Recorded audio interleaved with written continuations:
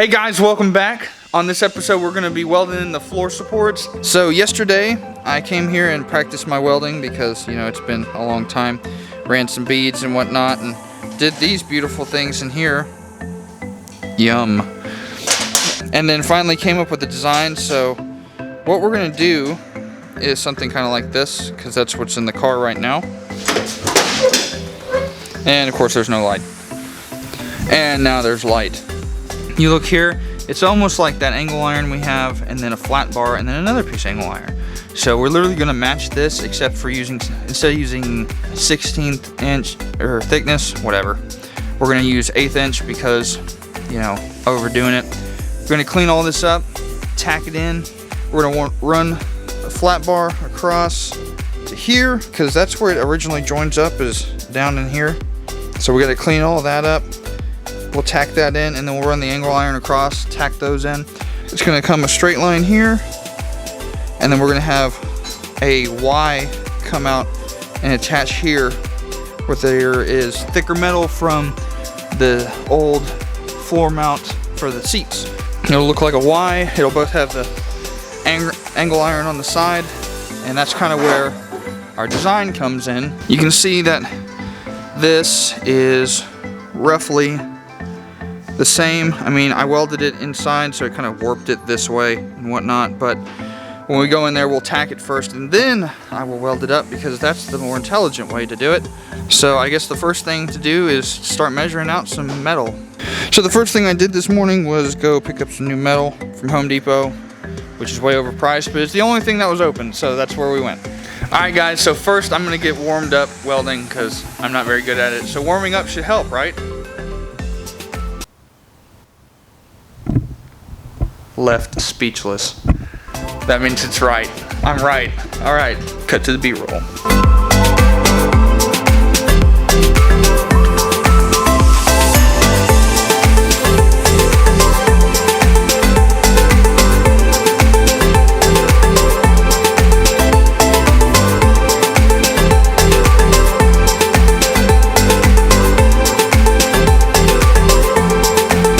Alright guys, so I just got done practicing my welding stuff. We actually have not been here all day. I had to re-warm up again. Absolutely worth it, because we got the shop all clean. So let me show you that.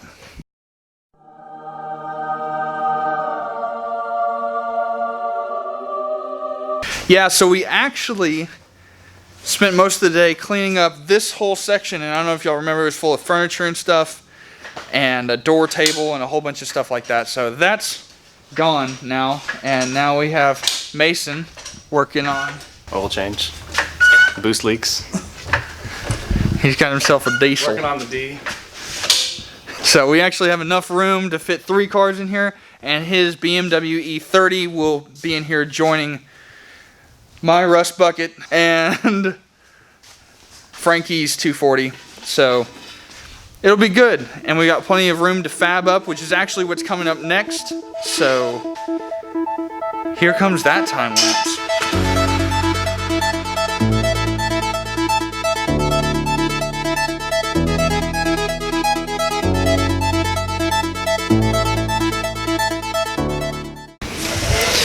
Alright guys, so just cleaned all this off with a wire wheel and cut up this little spot, cleaned it up. So now we're going to take some measurements from here to here and there and blah, blah, blah, blah, and make it all work. And we're going to write it down up here, and we'll see what we can figure out.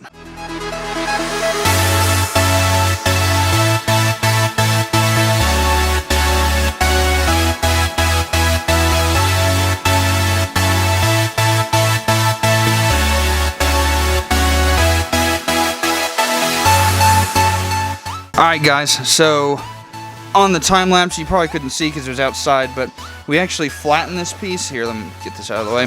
So off camera, we actually flattened this piece, you know, however, I was told after years of it being jacked up at this point, it kind of crimped it.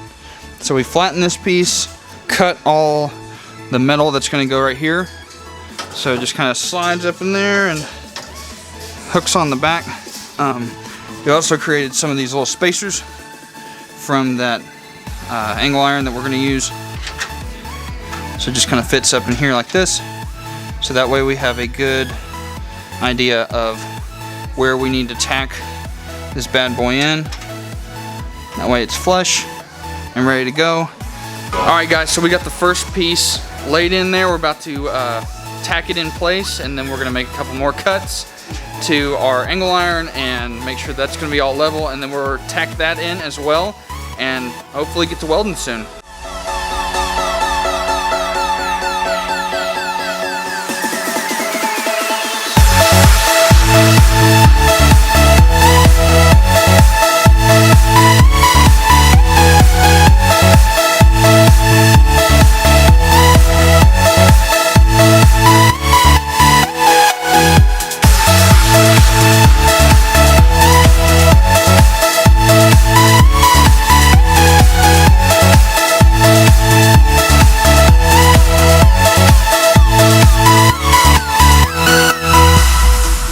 We've got the flat bar tacked in and then the angle iron on the left side tacked in, because we could do this one and it's actually like really sturdy. Now we're gonna have to make this Y that's coming from here to back there. However, because of this little dip right here, we can't just go to that spot because, you know, our floor would be all wonky and that's dumb.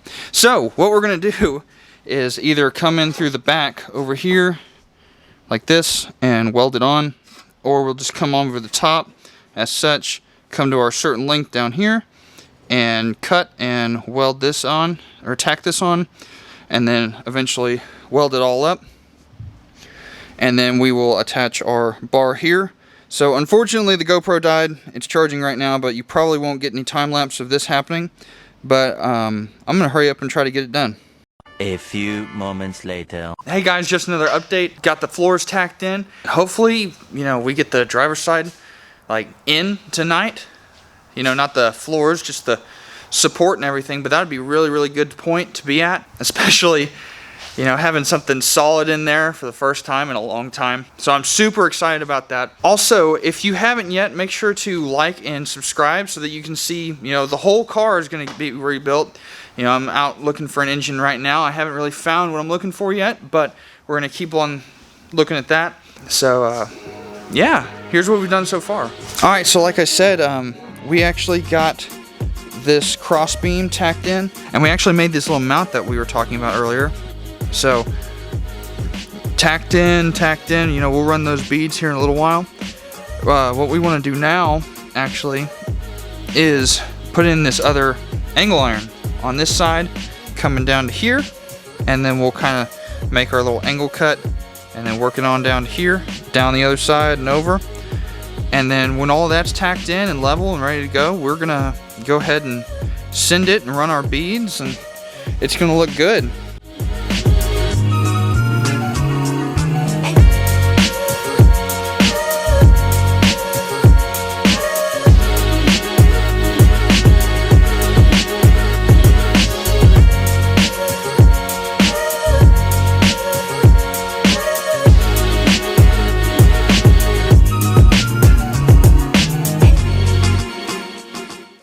Hey guys, just another update. I actually tacked in the rest of the floors, so that's looking really good. So we got the angle iron all tacked in on these sides here. This one's fully welded in. It's pretty hot, so I'm not gonna touch it. This one I've gotta cut out tomorrow because there's a gap in here that you can't really see, but it's way too large, so I gotta cut it and adjust it, and then we'll put in this angle iron tomorrow and then fully weld it up. We lost about half the day today picking up, you know, the shop. It was absolutely needed and worth it. But tomorrow we should be able to finish up this side, make sure it's all good. I will see y'all tomorrow. What's up guys? It's a brand new day, the next day. Yeah, it's gonna be good. It's gonna be good, I can tell already. Anyway, so I got here around noon and I started putting together a couple of things, and I noticed underneath where we had welded the back support up to where everything's supposed to meet up, I kind of put it in the wrong spot.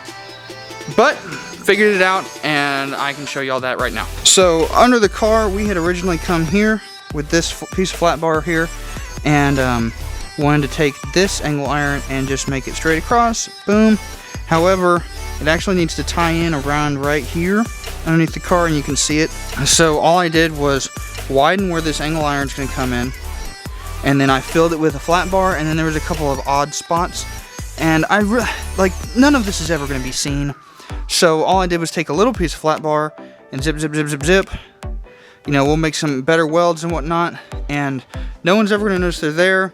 They're significantly lower than these points up here, which, like these up here, those will get grinded off and made smooth so that we can put our floor down. It'll be nice and smooth. So now we're basically going to come in here and weld everything up completely, so that way we'll have the little standing test. And so without further ado, let's get to it.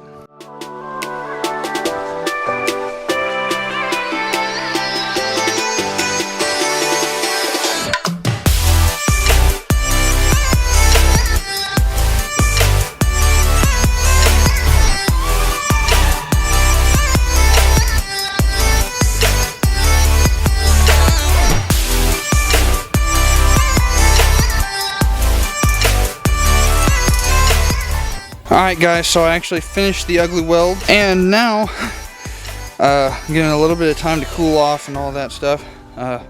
Busted up my finger being an idiot and changing the wire out. As y'all can see, we have stitches absolutely everywhere. So we've got it here, there, there.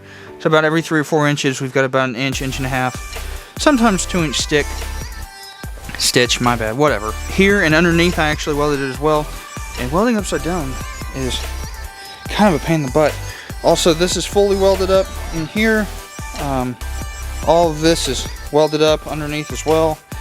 You have fully stitched little areas that weren't covered by this 3/4 inch flat bar that we used to cover up those holes.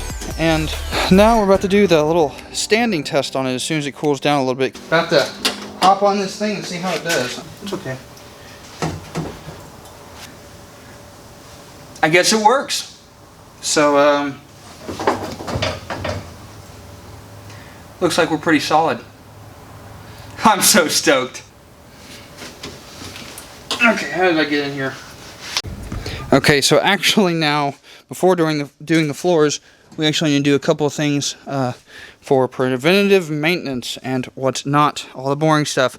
In here, you can see it's pretty rusty in there, but it's all just surface level stuff, so I'm going to vacuum it out.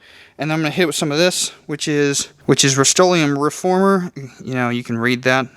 This is not class where I have to read off the PowerPoint to the people who are looking at the PowerPoint. Hit it with some of that, and that'll be good for there. Probably hit it up here. Even though we wire wheeled all that rust out, I just want it to be good to go, you know? And then all of this in here, we got to hit it with some seam sealer in here. So all the parts that aren't stitched, we're going to hit it with a bunch of seam sealer, which I don't have, and I will have to go out and make a parts run, which is good because I'm hungry. We'll get some seam sealer, boom, boom, boom, boom, boom. Let that set in, get good, and then we're going to hit it with some paint and paint it all up. And that's just so that, you know, the floors are going to lay on top of here, on top of these things, and it should be sealed in, should be. But, you know, just in case if it's not, because we're going to put a whole bunch of this stuff underneath the car, and it's just like an undercoating, you know, and it should be fine. So after we do that, we'll put that under the car, and that'll seal all the gaps and everything. It's just in case water is to leak into here somehow, one way or another, it's going to have some form of protection so that we don't ever have to do this again, at least in my lifetime. So yeah, we're going to clean that up and hit it.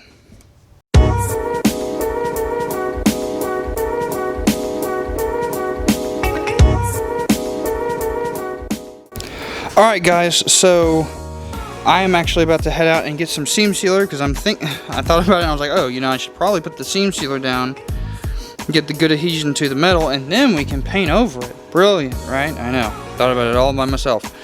Anyway, we put the rust reformer up here. So we got all the parts that I wanted to get hit with the rust reformer. We're going to let that dry. I'm going to run out and get some seam sealer and seam seal this up, and then we'll be able to paint it and get working on the floors. Also, if you'll notice down there, it looks like I kind of missed a spot, but I put down some masking tape because we're going to have to attach the new floors to that point right there. We're going to have to weld it up. So put some masking tape down so we still have good metal to weld to. Don't have to do anything. We do have to get down in here, these little beads that are up top, and there's some down there as well. We're gonna have to flatten those out with a flap disc. Other than that, we are pretty much flat, ready to go, and we're gonna have to get to the difficult part now. But it's the first fab job, so don't judge me on the welds that'll never be seen. All right, going to the store. 2 hours later. Alright, I am back from the store, and I have good news and bad news. Good news is Advanced Auto Parts had one of these left in stock. It is Seam Sealer in gray. Bad news is that right here on the little directions, if we can zoom in, it says apply to primer or painted surfaces. And it says to scuff up with a blah blah blah and use a blah blah blah to attach this thing to a blah blah blah and go squish squish squish squish squish and put it in there. So we're gonna have to do, which would have been great to let it dry while I was out and about, but we're gonna use this nonsense, this semi-gloss protective enamel. So we're gonna paint this real quick under there, which means I gotta use this cardboard, which is under a bunch of crap right now, and we're gonna get that painted up and let it dry for a little while. And luckily, because it's enamel, hopefully it won't take forever to dry. Let's see, let's read the directions. Dries to touch in 2 to 4 hours. Awesome. Let's see how long it takes that primer to dry. Ho ho ho! We have a winner, ladies and gentlemen. We're going to use the sandable primer because it dries in 10 minutes, which is more of my kind of speed. And we'll take it all over with that afterwards. It's going to be like the nicest finish to something you are never ever going to see. So, without further ado. Alright, so, I had to go through 3 different cans because 2 of them didn't work. Because if you look over there, there's a bunch of cans that we are supposed to use and get rid of and do great things with. I don't know, whatever. So it actually, I had to use a white enamel because the primer was going like gunky and just threw that one away. And then this one takes like 2 to 4 hours. 2 to 4 hours to dry. And I was like, I don't have that kind of time. However, this one takes 20 minutes. And then it said I can mess with it at an hour. So I was like, all right. That means I'll mess with it in about 20 minutes. Here's kind of what that looks like.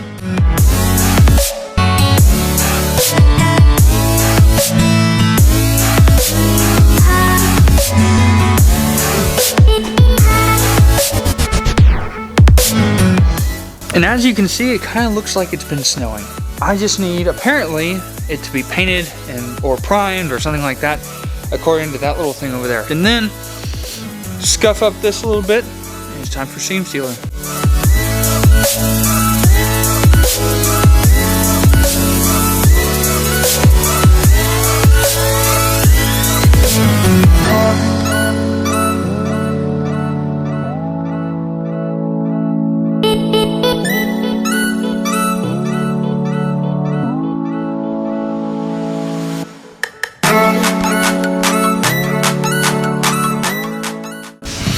Alright guys, so we just finished putting the seam sealer in. It looks pretty good. It was pretty easy. Just gotta wait a little while for this stuff to dry. Apparently it dries really fast and then you can paint it within 30 minutes. So we're gonna wait about 30 minutes and give it a paint, and I'm gonna call it a night and be back tomorrow to finish up the floors. Alright guys, so I forgot to press record on the time lapse, so you didn't get to see me paint it, but I used that enamel on here and it looks really good. On here there's a little bit of masking tape. I don't know if you can see it on there, on the ends. That way when we put the sheet metal on top to make the floor, we've got a good place to weld still. And I did that all the way around. Tomorrow, when I come back and dry, the first thing I'll do is stick this light right here underneath and make sure there's no holes or anything that I need to refill with some seam sealer first. Make sure it's all good to go. After that, we should be good to putting the floor down. That's pretty exciting, so I will catch y'all tomorrow. Looking for more shelves to store more crap, because it's everywhere. It's prevalent.